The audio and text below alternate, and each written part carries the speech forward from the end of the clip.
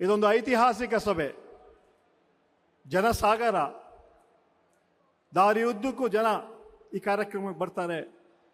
ಆ ಹಿನ್ನೆಲೆಯಲ್ಲಿ ರಾಜ್ಯದ ಹಿರಿಯ ಮುಖಂಡರು, ಜಿಲ್ಲಾ ಮಂತ್ರಿಗಳಾದ ಸನ್ಮಾನ್ಯ ಡಾಕ್ಟರ್ ಪರಮೇಶ್ವರ್ ಅವರಿಗೆ ಧನ್ಯವಾದಗಳನ್ನು ಅರ್ಪಣೆ ಮಾಡ್ತೇನೆ.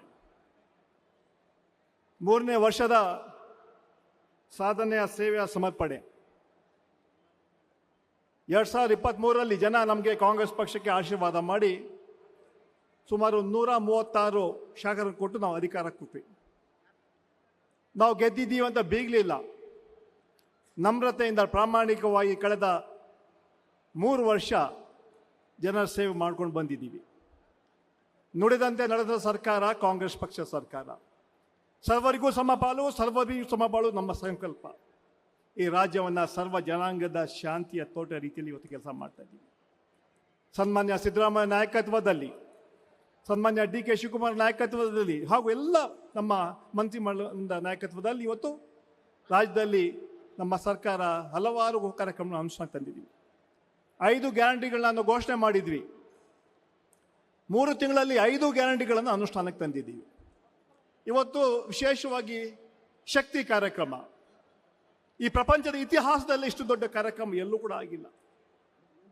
ಸುಮಾರು 600 ಕೋಟಿ ಮಹಿಳೆಯರು ಇವತ್ತು ಫ್ರೀಯಾಗಿ ಬಸ್ಸಲ್ಲಿ ಟ್ರಾವೆಲ್ ಮಾಡಿದ್ದಾರೆ. ಇದು ಮಹಿಳಾ ಸಬಲೀಕರಣ ಅಲ್ವಾ? ಅನ್ನಭಾಗ್ಯ ಇರ್ಬೋದು, ಗೃಹ ಲಕ್ಷ್ಮಿ ಇರ್ಬೋದು, ನಮ್ಮ ಯುವ ನಿಧಿ ಇರ್ಬೋದು, ಗೃಹ ಜ್ಯೋತಿ ಇರ್ಬೋದು, ಇಂಥ ಕಾರ್ಯಕ್ರಮಗಳ ಮೂಲಕ ಸಮಾಜದ ಎಲ್ಲ ವರ್ಗದ ಜನರ ಕಷ್ಟಗಳಿಗೆ ಸ್ಪಂದಿಸುವ ಸರ್ಕಾರ ಕಾಂಗ್ರೆಸ್ ಪಕ್ಷ ಸರ್ಕಾರ. ಇವತ್ತು ಒಂದು ಇತಿಹಾಸ ಆಗಿದೆ ತುಮಕೂರು ಜಿಲ್ಲೆಯಲ್ಲಿ. 1,52,000 ಫ್ಯಾಮಿಲಿಗಳಿಗೆ, ಫಲಾನುಭವಿಗಳಿಗೆ ಇವತ್ತು ಈ ಕಾರ್ಯಕ್ರಮ ಕೊಟ್ಟಿದ್ದಾರೆ. ಮನೆ ಕೊಡುವಂಥ ಕಾರ್ಯಕ್ರಮದ ಬೇರೆ ಬೇರೆ ರೀತಿಯಲ್ಲಿ ಗಿನ್ನಿಸ್ ಬುಕ್ ಆಫ್ ವರ್ಲ್ಡ್ ದಾಖಲೆ ಆಗಿದೆ. ಇದೇ ನಮ್ಮ ಸಂದೇಶ. ಕಳೆದ 3 ವರ್ಷದಲ್ಲಿ ಸಮಾಜದ ಎಲ್ಲ ವರ್ಗದ ಹಿತವನ್ನು ಕಾಪಾಡುವುದೇ ಕಾಂಗ್ರೆಸ್ ಪಕ್ಷ ಸರ್ಕಾರ ಕರ್ನಾಟಕದಲ್ಲಿ. ಸ್ನೇಹಿತರೆ, ಇವತ್ತು ಈ ಜನಸಾಗರವೇ ಒಂದು ಸಂದೇಶ. 8 ತಿಂಗಳ ಹಿಂದೆ 3 ಚುನಾವಣೆ ಬೈ ಎಲೆಕ್ಷನ್ ಆಯಿತು. ಸಂಡೂರು ಇರ್ಬೋದು, ಚನ್ನಪಟ್ಟಣ ಇರ್ಬೋದು,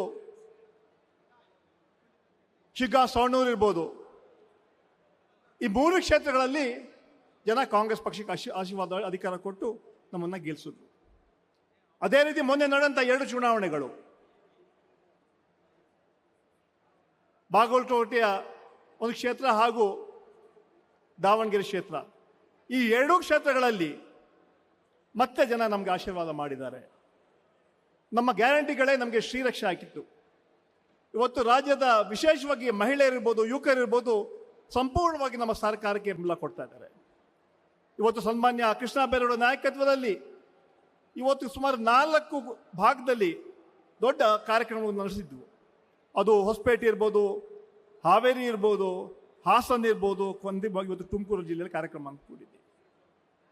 ನಮ್ಮ ಸರ್ಕಾರದ ಸಾಧನೆಗಳ ಬಗ್ಗೆ ನಾನು ಹೇಳೋದು ನಮ್ಮ ಕರ್ತವ್ಯ. ಅದೇ ಭಾರತೀಯ ಜನತಾ ಪಾರ್ಟಿ ನಮ್ಮ ಮೇಲೆ ಟೀಕೆ ಮಾಡ್ತಾರೆ. ಟೀಕೆ ಮಾಡ್ತಾ ನೈತಿಕ ಹಕ್ಕೇ ಇಲ್ಲ ಅವ್ರಿಗೆ. ನುಡಿದಂತೆ ನಡೆದಿದ್ದೀವಿ ನಾವು, ಕೊಟ್ಟ ಮಾತನ್ನು ಉಳಿಸ್ಕೊಂಡಿದ್ದೀವಿ ನಮ್ಮ ಸರ್ಕಾರ. ಆದರೆ ಭಾರತೀಯ ಜನತಾ ಪಾರ್ಟಿ ಸರ್ಕಾರ ಅಧಿಕಾರಕ್ಕೆ ಬಂದು ಸುಮಾರು 12 ವರ್ಷ ಆಯಿತು. ನರೇಂದ್ರ ಮೋದಿ ಪ್ರೈಮ್ ಮಿನಿಸ್ಟರ್ ಆಗಿ ಚುನಾವಣೆ ಮುಂದೆ ಭಾಷಣ ಮಾಡಿದ್ರು.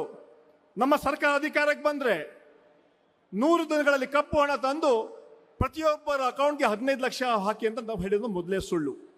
ಇಲ್ಲಿವರೆಗೂ 15 ರೂಪಾಯಿ ಕೂಡ ಅಕೌಂಟಲ್ಲಿ ಬಂದಿಲ್ಲ. ನಮ್ಮ ಸರ್ಕಾರ ಅಧಿಕಾರಕ್ಕೆ ಬಂದರೆ ಪ್ರತಿ ವರ್ಷ 2 ಕೋಟಿ ಯುವಕರಿಗೆ ಉದ್ಯೋಗ ಕೊಡ್ತೀವಿ ಅಂತ ಹೇಳಿದ್ರು, 2ನೇ ಸುಳ್ಳು. ಇವತ್ತವರೆಗೂ 22 ಲಕ್ಷ ಕೋಟಿ 20 ಲಕ್ಷ ಉದ್ಯೋಗಗಳು ಕೊಡುವಂಥ ಸಾಧ್ಯತೆ ಆಗಲಿಲ್ಲ. ನಮ್ಮ ಸರ್ಕಾರ ಅಧಿಕಾರಕ್ಕೆ ಬಂದರೆ ರೈತರಿಗೆ ಡಬಲ್ ಇನ್ಕಮ್ ಮಾಡ್ತೀನಿ ಅಂತ ಹೇಳಿದ್ರಿ, ಯಾವ ಡಬಲ್ ಇನ್ಕಮ್ ಆಗಲಿಲ್ಲ. ಬೆಲೆ ಏರಿಕೆ, ಸನ್ಮಾನ್ಯ ಮನಮೋಹನ್ ಸಿಂಗ್ ಪ್ರೈಮ್ ಮಿನಿಸ್ಟರ್ ಇರುವಾಗ, ನಮ್ಮ ಸರ್ಕಾರ ಇರುವಾಗ ಪೆಟ್ರೋಲ್ ಬೆಲೆ 55 ರೂಪಾಯಿ ಇತ್ತು, ಇವತ್ತು 100ಕ್ಕೆ ದಾಟಿದೆ. ಗ್ಯಾಸ್ ಬೆಲೆ 400 ರೂಪಾಯಿ ಇತ್ತು, 1000ಕ್ಕೆ ದಾಟಿದೆ. ಇದು ಅವರ ಅಭಿವೃದ್ಧಿನ? ಕೇಂದ್ರ ಸರ್ಕಾರ ಯಾವ ರೀತಿ ರಾಜ್ಯಕ್ಕೆ ಅನ್ಯಾಯ ಮಾಡ್ತಾ ಇದೆ ನಮಗೂ ಗೊತ್ತಿದೆ, ನಿಮಗೂ ಗೊತ್ತಿದೆ. ಕೇಂದ್ರ 5 ಮಂತ್ರಿಗಳಿದ್ದಾರೆ ನಮ್ಮ ರಾಜ್ಯದಿಂದ, ನಿರ್ಮಲಾ ಸೀತಾರಾಮನ್ ಇರ್ಬೋದು, ಪ್ರಹ್ಲಾದ್ ಜೋಶಿ ಇರ್ಬೋದು. ಇವರು ರಾಜ್ಯಕ್ಕೆ ಏನು ಮಾಡಿದ್ದಾರೆ ಅಂತ ನಾವು ತಮ್ಮ ಮೂಲಕ ಪ್ರಶ್ನೆ ಕೇಳ್ತೇನೆ. ನಾನು ರಾಜ್ಯಕ್ಕೆ ಅನ್ಯಾಯ ಆಗುವಾಗ ಬಾಯ್ತಿಗಂತಹ ಶಕ್ತಿ, ಯೋಗ್ಯತೆ ಈ ಕೇಂದ್ರ ಮಂತ್ರಿಗಳಿಗಿಲ್ಲ. ಇವತ್ತು ಬಜೆಟಲ್ಲಿ ಕರ್ನಾಟಕಕ್ಕೆ ಏನು ಕೊಟ್ಟಿದ್ದಾರೆ, ಅದೇ ರೀತಿ ನಮ್ಮ ಪಾಲಿಗೆ ಬರುವಂತಹ ಹಣ ಕೊಡುವಂತಹ ತರುವಂಥ ಶಕ್ತಿ ಕೇಂದ್ರ ಮಂತ್ರಿಗಳಿಗೆ ಇಲ್ಲ. ಸಂಪೂರ್ಣವಾಗಿ ವಿಫಲರಾಗಿದೆ ಅಂತ ನಾವು ನೇರವಾಗಿ ಆರೋಪ ಮಾಡಬೇಕಂತ ಮಾತನ್ನು ಹೇಳ್ತಾ ಈ ಎಲ್ಲ ವಿಚಾರಗಳನ್ನು ಜನರಿಗೆ ಹೇಳುವಂಥ ಕೆಲಸ ಮಾಡ್ತೀವಿ. ನಾವು ನಮ್ಮ ಸರ್ಕಾರ ನುಡಿದಂತೆ ನಡೆದಿದ್ದೀವಿ. ಆದರೆ ಭಾರತೀಯ ಜನತಾ ಪಾರ್ಟಿ ಕೇಂದ್ರ ಸರ್ಕಾರ ಸಂಪೂರ್ಣವಾಗಿ ವಿಫಲರಾಗಿದ್ದಾರೆ. ಜನ ಬಿಜೆಪಿನ ಭ್ರಮನಿಷ್ಠರಾಗಿದ್ದಾರೆ. ಇವತ್ತು ಪ್ರಪಂಚದಲ್ಲಿ ಏನಾದರೂ ಸುಳ್ಳಿಗೆ ಆಸ್ಕರ್ ಅವಾರ್ಡ್ ಕೊಡಬೇಕಾದ್ರೆ ಅದು ಸನ್ಮಾನ್ಯ ನರೇಂದ್ರ ಮೋದಿಗೆ ಸಲ್ಲತೆ ಹೇಳೋಂಥ ಮಾತೊಂದು ಇವತ್ತು ಹೇಳಬೇಕಾಗ್ತದೆ. ಅಷ್ಟು ಸುಳ್ಳುಗಳನ್ನ ಹೇಳಿದ್ದಾರೆ. ನಮ್ಮ ಸರ್ಕಾರ ಸನ್ಮಾನ್ಯ ಸಿದ್ದರಾಮಯ್ಯ ನಾಯಕತ್ವದಲ್ಲಿ, ಸನ್ಮಾನ್ಯ ಡಿ ಕೆ ಶಿವಕುಮಾರ್ ಎಲ್ಲ ಕಾರ್ಯಕ್ರಮ ಹಮ್ಮಿಕೊಂಡಿದ್ದೀವಿ. ಅದೇ ಇಲ್ಲಿ ರಾಷ್ಟ್ರ ಮಟ್ಟದಲ್ಲಿ ನಮ್ಮ ನಾಯಕರಾದ ಸನ್ಮಾನ್ಯ ಮಲ್ಲಿಕಾರ್ಜುನ್ ಖರ್ಗೆ ಅವರು, ಕಾಂಗ್ರೆಸ್ ಪಕ್ಷದ ಅಧ್ಯಕ್ಷರು ಕರ್ನಾಟಕದವರು, ಸನ್ಮಾನ್ಯ ರಾಹುಲ್ ಗಾಂಧಿಯ ನಾಯಕತ್ವದಲ್ಲಿ ಇಡೀ ದೇಶದಲ್ಲಿ ಮತ್ತೆ ಕಾಂಗ್ರೆಸ್ ಪಕ್ಷದ ಕಾರ್ಯಕ್ರಮಗಳು, ಹೋರಾಟಗಳು ನಡೀತಾ ಇದೆ. 2029ರಲ್ಲಿ ಕೇಂದ್ರದಲ್ಲಿ ನಮ್ಮ ಇಂಡಿ ಮೈತ್ರಿಕೂಟ ಸರ್ಕಾರ ಅಧಿಕಾರಕ್ಕೆ ಬಂದು ಸನ್ಮಾನ್ಯ ರಾಹುಲ್ ಗಾಂಧಿ ದೇಶದ ಪ್ರಧಾನಮಂತ್ರಿ ಆಗ್ತಾರೆ ಅಂತ ವಿಶ್ವಾಸವನ್ನು ವ್ಯಕ್ತಪಡ್ತಾ ರಾಜ್ಯದಲ್ಲಿ 28ರಲ್ಲೂ ಕೂಡ ನಾವೇ ಅಧಿಕಾರಕ್ಕೆ ಬರ್ತೀವಿ ಅಂತ ಹೇಳೋದನ್ನ ಮಾತನ್ನು ಹೇಳಿ ನನ್ನ 2 ಮಾತುಗಳನ್ನು ಮುಗಿಸ್ತಾ ಇದ್ದೀನಿ. ಜೈ ಹಿಂದ್, ಜೈ ಕಾಂಗ್ರೆಸ್. ನ್ಯೂಸ್ ಫಸ್ಟ್ ನಿರ್ಭೀತಿಯಿಂದ ನಿಮ್ಮ ಪರವಾಗಿ.